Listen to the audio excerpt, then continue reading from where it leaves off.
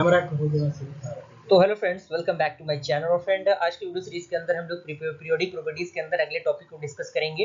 Electronic configuration हम देख रहे थे, तो by the help of atomic and the ionic charges के अकॉर्डिंग किस तरीके से हम लोग इलेक्ट्रॉन को रिप्रेजेंटेट करते हैं। तो यहाँ पे आप देख सकते हैं सोडियम का कितना होता है, 11 होता है आपका एटॉमिक नंबर।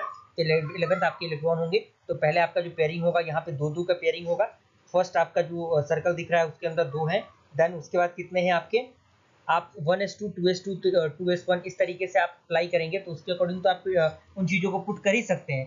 लेकिन साथ ही साथ कुछ और भी एक्स्ट्रा एक्टिविटीज होती हैं, जैसे अगर आप इस तरीके से पुट करना चाहें, जैसे 2 8 1 इस तरीके से ये आप पुट कर सकते हैं। तो पहले में आपका क्या होगा, 2 पहले ऑर्बिट में आपका 2 इलेक्ट्रॉन फिल होगा, दूसरे में आपके कितने होंगे, 8 इलेक्ट्रॉन फिल होंगे, और लास्ट में आपका क्या होगा, 1 इलेक्ट्रॉन फिल होगा। इसी तरीके से ये आपका 1 इलेक्ट्रॉन क्या होगा, स्टेबल करने के लिए क्या करेगा, ये एक मतलब इसका एक डिक्रीमेंट कर देगा ताकि ये स्टेबल फील्ड में आ जाए। यानी 1 को क्या होगा, 1 रिप्लेस करना पड़ेगा, तो Na प्लस हो जाएगा। के तो Na प्लस होगा तो ये आपका स्टेबल हो जाएगा, क्योंकि एक इलेक्ट्रॉन को देना आसान है, क्योंकि स्टेबल होने के लिए इसके पास 8 होने चाहिए। तो 8 तो नहीं होगा, 1 को अगर दे देगा तब वो ये स्टेबल हो सकता है। तो इसी तरीके से इसको रिप्रेजेंटेड किया गया है।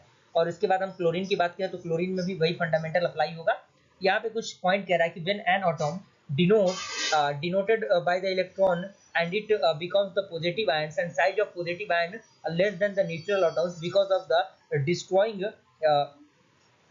the outermost shell, and p include greater than electron in the orbital, hence the electron field more attraction than the before।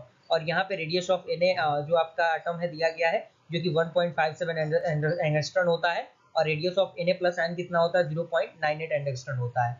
और यहाँ पे एक और पॉइंट कह रहा है कि when an atom accept electron it becomes the negative ion. यानी जब कोई भी इलेक्ट्रॉन जो होता है, एटम जो होता है वो एक्सेप्ट करता है इलेक्ट्रॉन को, तो नेगेटिव आयन आता है। And size of negative ion greater than natural atoms, and p in nucleus less than electron in the orbital, and hence electron feed more repulsion। यानी यही कारण है कि जो इलेक्ट्रॉन्स होते हैं वो काफी रिपल्शन को कैरी करते हैं। ओके, जैसे यहाँ पे हम बात करें तो यहाँ पे आपको फिल करने के लिए क्या होगा, एक इलेक्ट्रॉन की जरूरत है।